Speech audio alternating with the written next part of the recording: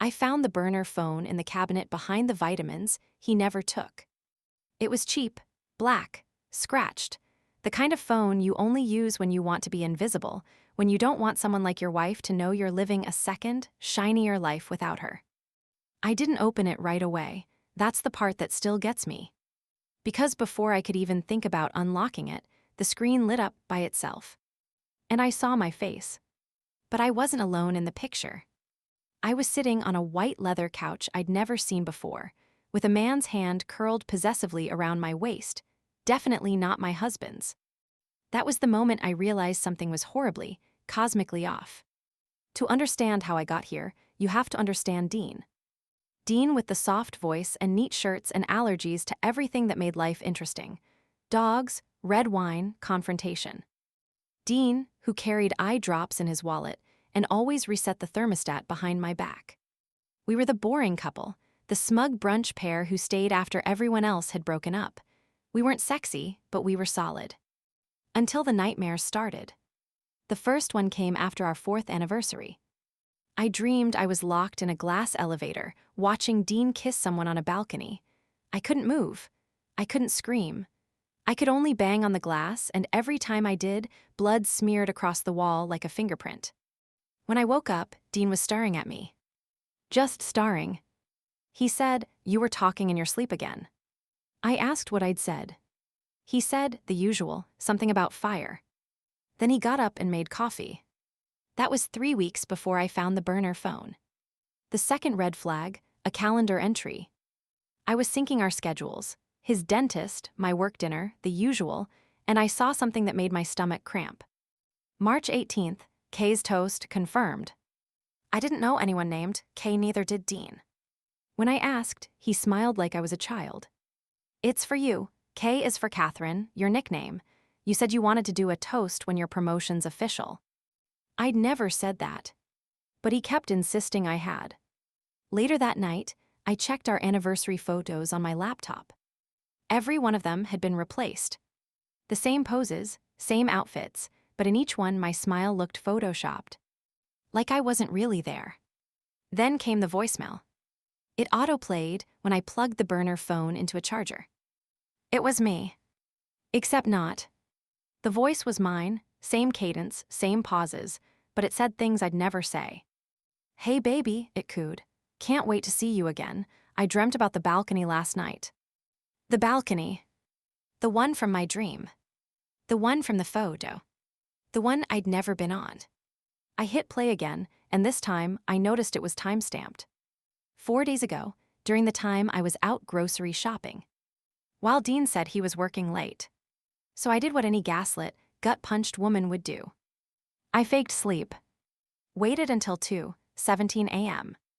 Then I opened the burner again. And started digging. He had 4 contacts, KRJ and do not call. Guess which one I called? It rang once. Twice. Then someone picked up and said my name. But not Emily, not Babe, not even M. She said, "Catherine." And then, "You're early." Before I could respond, she whispered, "You're not supposed to be awake yet." I hung up. In the morning, Dean made omelets. He acted like nothing was wrong. He asked if I wanted oat milk or almond. He kissed me on the forehead and told me my presentation outfit was too good for work. I wanted to scream. Instead, I asked, "Did you move my vitamins?" He froze. Just for a second. But it was enough. "No," he said smoothly. "Why?" "Just couldn't find them yesterday." He smiled too quickly. "You're always misplacing things, babe." And that's when I noticed. He had a freckle on his left cheek that I didn't recognize. A fresh one. Like he'd been in the sun. But we hadn't gone outside in days. And Dean hated the sun. That night, I had another dream. I was in a white room. Not a hospital, not an office. Just white. Clean. Sterile. Dean stood across from me in a black suit. But his face wasn't quite right, like it had been rearranged, still him, but not. And behind him was a wall lined with women, all versions of me. Some smiling. Some screaming. Some just gone. And they all held burner phones, lit up with the same picture. Me. Couch. Stranger. Then Dean opened his mouth, and instead of words, a woman's voice came out. She toasted them. Not you. I woke up gasping. The burner phone was on my nightstand. I hadn't left it there. And the screen was lit. New text message. From Do Not Call. Don't trust the one you wake up with. The next morning, Dean kissed me on the cheek and left for a work thing. I waited 10 minutes after the door closed. Then I opened the burner again, and this time I didn't hesitate.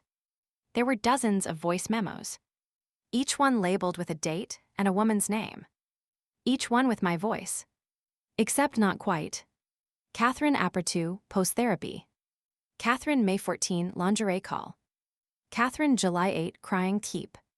I played the one from May 14th. The woman on the tape sounded like me on a glass of wine and a Xanax. Sultry, slurred. I got the red one, she whispered. You said red makes you forget your wife. Then laughter, soft, cruel. Then, you owe me dinner, you cheating bastard. That laugh wasn't mine, that sentence wasn't mine. But the voice. Spot on. At 2:36 p.m., Dean texted from his work phone. Meeting ran late, grab dinner without me. I stared at that message for a full minute before I opened Find My. We still had shared locations turned on, or so I thought. When I checked, it said, location not available. I refreshed. Same thing. Then I remembered the burner. I checked its Find My. There it was. Not at his office. Not at his gym. At a condo complex on Spruce and 17th. Right across from a bridal boutique. I drove there. Didn't even change out of my pajamas. The building was beige and anonymous, glass balconies, dark windows, cold lobby. No concierge, no security. I didn't need it. Because as soon as I parked, I saw him. Dean, standing on the balcony of 4C laughing. With a woman. She wore a satin robe and had her leg hooked over his hip like they were starring in some unholy lingerie commercial. I pulled out the burner phone. Opened the camera. Zoomed in. The woman had my face. Let me say that again. She had my face. Not similar, not could be sisters. Identical.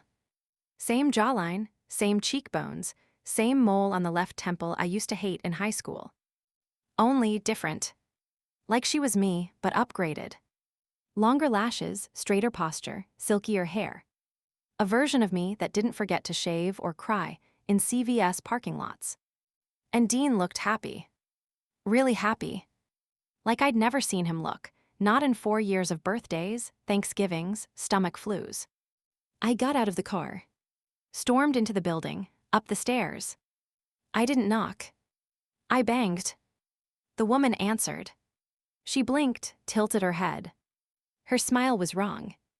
Oh, she said, voice like honey, you're early. Dean appeared behind her, in a robe. And when he saw me, he didn't look shocked. He looked tired. Like I'd interrupted something boring.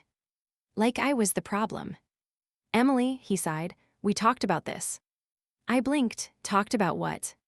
Then the woman stepped aside, and I saw the table behind her. It was set for 3. 3 glasses, 3 plates. 3 chairs. You weren't supposed to come alone, she said gently. I didn't invite anyone, I snapped. I'm here because. But I stopped. Because I noticed something on the table. A stack of photos. Old photos, printed, some torn. Me and Dean, me in college, me at my first job. But some weren't me. Some were her. In my clothes. In my life. In my wedding dress. Where did you get these? I asked. Dean rubbed his temple. Jesus again. We made these together, the woman said, smiling, for therapy. My knees buckled. What is this? I whispered. Dean picked up one of the photos. Held it to my face. The caption written in red Sharpie. KATHRINE 2021, non-compliant. I ran. Down the stairs, out the building, into my car. I didn't drive. I just sat. And then my phone buzzed. Not the burner, my real one. New message. From an unknown number. You're not the first, you're just the one who stayed longest. I texted back. Who is this? They replied. Ask him about 3C. Back home, I opened the dream journal I hadn't touched in months. Inside, tucked between pages, was something I never wrote. A printout of a therapy intake form for Catherine Ellis. My name is Emily Clark. The photo attached to the form. Her. Same face. Same hair. Different birthday. Different address. Under referral, it said, partner believes patient may be splitting, possibly projecting identity. Under partner signature, I saw the name. Dean Clark. I turned on the burner phone again. Scrolled through the voice memos. Stopped at one labeled, Catherine July 22, elevator panic. I hit play. There was silence. Then sobbing. Then my voice. I'm not crazy, I'm not. I know I'm real, I know I'm real. And then, Dean's voice. Flat cold. You're the dream, Catherine. Go back to sleep. The memo cut out. And the screen flashed a new message. Do not call has joined your location. I didn't sleep. I sat at the kitchen table all night with the burner phone in one hand and my dream journal in the other, flipping pages, trying to stitch together some kind of logic, any logic. But it just kept unraveling. The voice memos, the photo labeled non-compliant.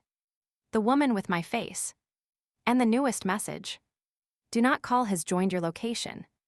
I checked Find My again. Dean's phone was suddenly back on the grid. But now he was at work, like nothing had happened. No trace of the burner account. No record of a do not call in my contact list. Nothing in my call history either. Like the phone had started wiping itself. At 3:47 a.m., I texted the anonymous number from earlier. What's in 3C? No reply. But at 3:49 I received a file. Just a photo.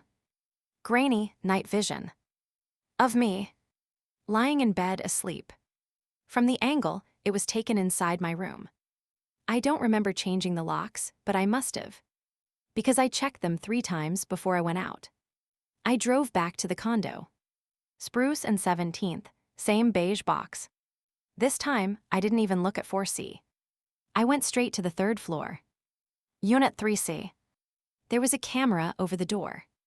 Not like a security cam, like a webcam jury-rigged into the peephole. And a sign on the door. EMIL Weiss room, knock twice only. My breath left my lungs. My hand reached out on its own. I knocked once, twice. And the door opened. On its own. Inside was a copy of my old apartment. Like someone tried to recreate it from memory. The couch I threw out in 2019. The chip teal coffee mug I lost at Dean's old place. Even the stupid little rug with lemons on it. And then I saw it. A vision board on the far wall. All my goals, my wedding dress, a baby picture. But the faces were scratched out. Slashed with black Sharpie. Over and over. Except one. The face of her, the upgraded version of me, Catherine. Staring out from a wedding photo I never took. With Dean. And under it a sticky note, real. Something in me cracked. I turned to run. And saw the mirror. I hadn't noticed it at first, tucked behind the door. But when I looked at it, I gasped. Because in the mirror, I was wearing a different shirt. Not the one I'd worn in. A silk camisole, red, the one from the voice memo. I looked down at my actual body, still in my hoodie and jeans. But in the mirror. Red silk, hair curled, lipstick perfect.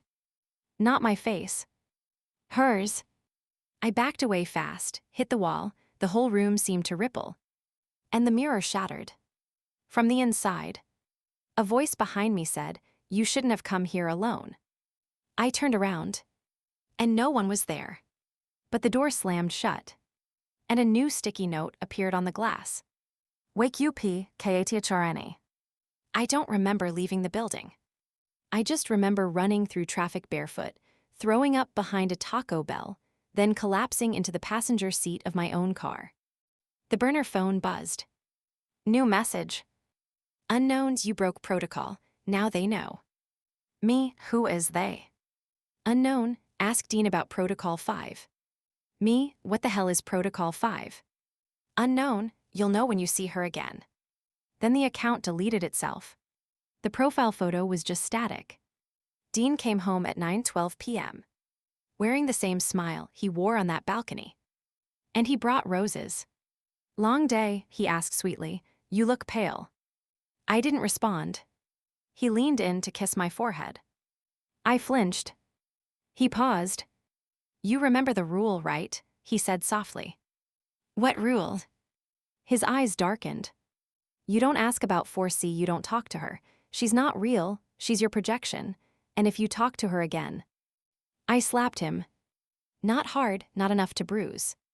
Just enough to break something. He stepped back, touched his lip, and smiled. That's new, he said calmly. Guess it's starting early this cycle. I stared at him. And then he said it. You're not the original Emily. You're the one who believes she is. I ran to the bedroom. Locked the door. The burner phone was gone. In its place on the nightstand sat a folder. Plain manila, unlabeled. Inside, a DNA report. 2 columns, 2 names. Emily Clark. Catherine Ellis. 1 word typed underneath. Match inconclusive. And in the margin, a handwritten note. See Protocol 5, initiate reset if breached. I looked up. Dean's face was in the hallway mirror, outside the room. But I didn't see just him. I saw me. Smiling. From behind him. The door creaked open. I didn't touch it. It just opened. Dean was standing there with his head slightly tilted like a therapist studying his subject, like I was the one losing touch with reality. He didn't say anything. He just nodded toward the folder I was clutching and said, How far did you get? What is this? I asked, my voice hoarse. Who is Catherine? Why does she look like me? What the hell is Protocol 5? Dean sighed. Like he was bored. Like I'd asked him the same question before. You always do this, he said. You dig too deep, then it gets messy, and we have to reset. What the fuck does that mean? You were supposed to stay out of 3C. He left the room without answering. I followed, dizzy and cold, barely able to breathe. The lights in the hallway flickered. 1 bulb burst, glass raining onto the carpet like ice. I didn't care. I stormed after him, into the kitchen, ready to demand everything at once. And stopped. Because sitting on the counter was another burner phone. Not the one I found under his passenger seat. A third one. This one was glowing. A message was already typed into the text field, not sent, just waiting for my finger to tap send. It said, Initiate Protocol 5. I didn't touch it. Instead, I grabbed my regular phone and snapped a photo. And right as I did, the text vanished. The screen blinked to black. Dean was suddenly behind me. You always try to document it, he said softly. I'm not playing this game, I snapped. You think I'm scared of you. You're scared of her. I threw the DNA folder at him. You tell me who the fuck she is. Dean caught it midair like he'd practiced the move. Then he smiled. She's your contingency, he said. Your mirror, your clean slate. My stomach twisted. I backed away slowly. He was still talking. She keeps the cycle alive. You burn out, she starts fresh. You lie, she forgets. You break, she heals. You're insane. No, he said quietly, you are. I ran. I didn't even grab my keys. I ran barefoot again, down the stairs, through the front door. Out of the corner of my eye, I saw a shape in 3C's window. It was her, wearing my red silk camisole, looking out at me like I had intruded on her life. And this time, when she lifted her hand to the glass, I saw it. My ring. The engagement ring I lost a year ago. The one Dean said had slipped down the drain and wasn't worth rescuing. I called my sister. I told her I was coming over. I didn't care that it was 2 a.m. But as I was driving, something felt off. The streets didn't look right. My GPS kept rerouting like it didn't want me to leave a radius. At a stoplight, I opened my camera roll to show my sister the photo of the Protocol 5 message. And it was gone. Every single photo from the last 48 hours.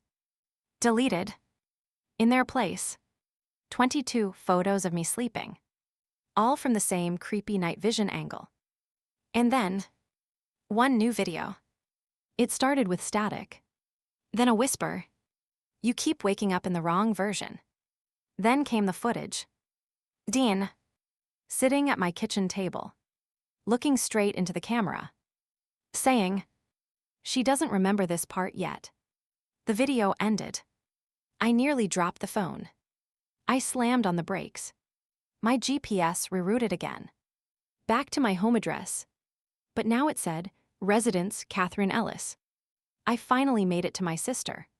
She looked half asleep and furious until she saw my face. Then she went pale. She brought me inside, made me tea, and sat me on the couch. But as I tried to explain what was happening, she stopped me. Emily, she said gently, you were in a coma 2 years ago. You called off your wedding. You haven't spoken to Dean since. I stared at her. No, we live together. She pulled out her phone, scrolled through her photo album, found a picture. Me in a hospital bed. Tubes, wires, bruised forehead. She said, you had a head injury. You said you dreamt he was still around, that he kept finding you, that he had someone else, that you were being erased. I'm not dreaming, I whispered. My sister's hands trembled. I know, that's what you said last time. Then she reached into her drawer and pulled out an envelope. It had my name on it. She said, you made me promise to only give this to you if you started saying his name again. I tore it open. Inside, another DNA report. Different lab. Different formatting. But same conclusion. Match 100%. Emily Clark and Catherine Ellis. Not sisters. Not clones. Identical. Same date of birth, same birthplace. But 2 separate profiles. The final note said, second subject activated after phase break. See Emily's memoir log, file 42. And stapled to the back was a birth certificate for Catherine Ellis. Signed. Dated. Same mother. Same father. Same day I was born. Except, my name wasn't there. Not anywhere on the record. Only hers. My sister looked like she might cry. You always come back to this, she said, over and over. But this time, it's different. This time, I think she wants to replace you. And then my phone buzzed again. Not from a number. From an airdrop request. A photo. It auto-previewed on the screen. It was from Catherine. The image. Dean and her. On the couch. Wearing matching robes. Waving at the camera. Behind them on the wall. My name. Crossed out in red lipstick. And under it, written in massive block letters. You weren't first. I locked myself in my sister's guest room and turned off the lights. But the darkness didn't help. I could still see the words, you weren't first, seared into my vision like retinal burns. The photo was gone from my phone 5 minutes later. Not deleted. Replaced. Now it showed a blurry image of a cat. Not even my cat. Some stock image-looking tabby. My sister didn't believe me, not because she didn't trust me, but because this time she genuinely couldn't see the things I was seeing. And somehow, that was worse. Like Catherine had already started altering other people's realities. Like Dean and Catherine had been preparing this handoff for a long time. I went into my iCloud settings to try recovering deleted photos. The folder was gone. And in its place, a new album titled, Welcome Home. Inside, only one photo. A woman asleep in bed wearing my necklace. The same delicate gold one my mom gave me. Except I hadn't worn that necklace in months. Not since I lost it during a fight with Dean. And the bed she was in was mine. That night I didn't sleep. I couldn't. Every time I closed my eyes, I was back in the dream. The balcony, the whisper, the spinning. So I tried something desperate. I replayed the voicemail. The one I wasn't supposed to hear. The one that glitched and said, "Do not call." Except now, it played a different message entirely. This time it was Dean's voice. Softer, tired. "Emily, if you're hearing this, it means you broke through again. I told them you wouldn't stay buried. Not completely. You always wake up. Please, if you still remember the calendar, the toast, the voicemail, get to the mirror in 3C before she does. That's your last anchor. After that, she takes your place fully. I'm sorry. I really did love you, at least in version 4. Version 4. What the fuck? Was I in some simulation? Or worse, was I the broken clone? I couldn't sit still. I had to see it. At dawn, I slipped out of my sister's house. I didn't even take the car, I ran. It was a long way back to my apartment, but my adrenaline numbed my feet. Every window on my street looked the same curtains, the same blinds, but my window was dark, blacked out, as if no one lived there anymore. Except I knew someone did. I slipped into the building through the alley door, avoided the elevator, took the stairs. And when I got to the 3rd floor, I paused. There was a sound coming from 3C. A woman laughing. It sounded like me. The door wasn't locked.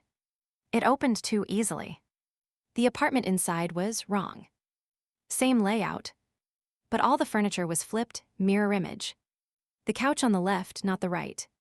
The kitchen counter faced the opposite way. Even the artwork was flipped, as if someone had inverted reality. But on the dining table was the calendar. Open to the same page. Same red marker. Kay's toast circled again. And underneath, another note. Delete E before 7:17. My birthday. Her deadline. I made it to the bathroom. The mirror above the sink was fogged, even though the room was cold. But there was something scratched into the surface from the inside, not on the glass, but behind it. A name. Emily C. Followed by tally marks. 42 of them. And under those, last successful interruption, V38. I blinked. The mirror started to ripple. Not metaphorically, it literally rippled like water. And through it I saw her. Catherine, standing in my kitchen, wearing my robe, looking directly at me, and smiling. Then she raised her hand and knocked on her side of the glass. 3 times. I stepped back, but the sound didn't stop. Because now, it wasn't coming from the mirror anymore. It was coming from behind me.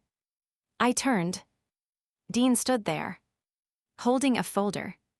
"Do you remember me yet?" he asked. I backed up toward the mirror. "What is this? A simulation? A clone thing? A dream?" His eyes softened. "It's a restoration project. You broke M years ago. Catherine was meant to stabilize the story, not steal it." "She erased my name from the lease," I snapped. He winced. "She wasn't supposed to. That's why I left the burner phone, to trigger your memory loop. It's worked before, but she got in faster this time." I shook my head. "This can't be real." "It isn't," he whispered. Then, crash. Glass shattered. The mirror exploded outward, not inward. She stepped through. Catherine. Same face. Same skin. Same voice. Except, her smile wasn't mine. Not even close. She looked at me like a glitch in her system and said, "You were only ever a beta test." Then she turned to Dean. "You promised me no more interruptions." Dean stepped away from me. Not toward. Away. And said, "I didn't expect her to find 3C again." That's when I ran. Out the hallway. Down the stairs. Screaming. No one stopped me, no one looked. It was like I didn't even exist in this version anymore. But I made it to the lobby. And there, on the floor, was a package. Addressed to Catherine Ellis. I opened it. Inside, a wedding invitation. To a ceremony scheduled for 7/17. My birthday. Location. My family's cabin. The RSVP line. Emily, do not invite. And under that, scrawled in red pen, toast at sunset. I burned my feet running barefoot to the cabin. I didn't remember leaving my shoes behind, but I didn't care. All I could see was that blood-red RSVP. Emily, do not invite. I wasn't just being erased. I was being replaced. And the final ritual, the toast at sunset, wasn't just symbolic. It was a full overwrite. A deletion. An exorcism. Of me. I hadn't been to the family cabin since Dad died. It had been locked up, dusty, forgotten for years. Except now it was. The lawn was freshly cut. Fairy lights twinkled between the trees. Dozens of folding chairs had been arranged around a long table with printed name cards. Dean, Catherine, Aunt Lena. Even my sister was on the list. But not me. I wasn't just uninvited. I wasn't even considered. There was a whiteboard behind the table with a list titled Final Sync Targets, Social Scrubbed, Voicemail Loop Active, Shared Location Off, DNA Divergence Explained. DNA. I froze. Then spotted the folder again, this time tucked under a wine bottle. The same one Dean held when he confronted me in 3C. I opened it. Inside, a printed DNA report. 2 profiles. Kat Chirini, ELLIS versus EMILY Caldwell. 98.9% genetic match. Below it, someone had scrawled in Sharpie. Narrative merge successful, kill the echo. And on the last page, a note in handwriting I recognized as my own. I thought I created her. Turns out I volunteered to be her. I heard voices behind the cabin. I ducked low, crawled under the deck, and watched. Dean stood under the willow tree with my sister. She was crying. I don't understand, she whispered. Emily's alive, I saw her. Dean touched her arm gently. That was Emily. That's just residual memory, trauma hallucinations. Catherine has helped me see that now. But she knew the lake story, the one Dad told us. Dean shook his head. She probably heard it from old voicemails. Catherine is trying to build something real. She's stabilizing everything we lost. I wanted to scream. Instead, I pulled out the burner phone. Still dead. But then buzz. A new message. No sender. Only one word. Run. The ceremony began at exactly 7:17 p.m. Every phone raised, recording. Dean stood at the altar, wearing a soft gray suit. And Catherine, she wore my mother's veil. The same one I'd packed away years ago. The same one that disappeared last fall. When I tried to scream, nothing came out. Literally. My voice was gone. I scrambled into the main cabin to find something, anything, proof, weapon, clue. And that's when I saw it. A second Catherine, standing in the mirror. Motionless. Watching me. Not a reflection. An echo. She looked just like me. But her pupils were too wide, like voids. And when I reached toward the glass, she mouthed something silently. You said yes to this. I jerked my hand back. Outside, a cheer went up. The toast was starting. I ran. Catherine stood at the head of the long table now. She held a glass of champagne in one hand. In the other, a red envelope. She raised it high. To truth, to trust, to the woman who made all this possible. Dean beamed beside her. And most of all to the past, which we honor, but must release. She turned to the crowd. And that's why I'll read this, her final consent. My stomach dropped. She opened the envelope and began reading. It was my handwriting. But not my words. I, Emily Caldwell, hereby surrender this identity, these memories, and this role. I acknowledge Catherine Ellis as the stabilized version of this narrative and permit her to carry it forward. May this toast seal the integration. The guests clapped. Dean kissed her. And I screamed. But no one turned. I didn't exist to them anymore. Until my sister stood up. Tears on her face. She held out her phone, showing them something. I just got this from Emily's number. A video. She hit play. And there I was. From the burner phone's front camera. Panicked, terrified, holding the DNA folder. My voice whispering, "They're erasing me. Please don't believe the toast." Dean snatched the phone. Too late. The air changed. A ripple. Like the mirror. The guests blinked, confused. Catherine's expression cracked. Not visibly. But something slipped. Then, a single name rang out. Emily. It came from a child. Dean's niece. She stood up slowly, pointing at me through the trees. "I see her." Catherine screamed. And everything exploded into chaos. I didn't know what would happen if someone said my name out loud. But when the little girl did, when she pointed straight at me like I was real, the entire ceremony rippled like a bad live stream buffering into nightmare. Guests froze mid-toast, the fairy lights flickered. Dean's champagne glass shattered in his hand. And Catherine didn't just scream. She glitched. Her mouth opened wide, wider than a scream should go, and her veil slid off like it didn't belong to her anymore. Her eyes went completely black. She convulsed, then straightened like a marionette with cut strings. And whispered robotic. "Narrative breach, Protocol 5 initiated." Dean grabbed her. Held her up. Like he knew exactly what this was. "You weren't supposed to see her." He barked at the little girl, then pointed at me like I was the disease. "She's not a person," he snapped. "She's a recursion, an echo. She signed her story over." I stepped into the light. Every phone camera turned to me. And I said, voice clear this time, "No, I didn't sign anything. You forged me." Then I pulled the final card. The burner phone. I held it up and hit play. A hidden recording. Dean's voice. "We'll just soft wipe her, merge the timelines.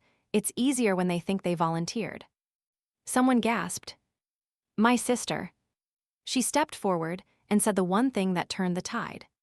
If Catherine's the stable version, why does Emily remember everything? Silence. Then panic. Dean lunged at me. But someone tackled him, Uncle Rick of all people, half drunk on Prosecco. Guests fled in every direction.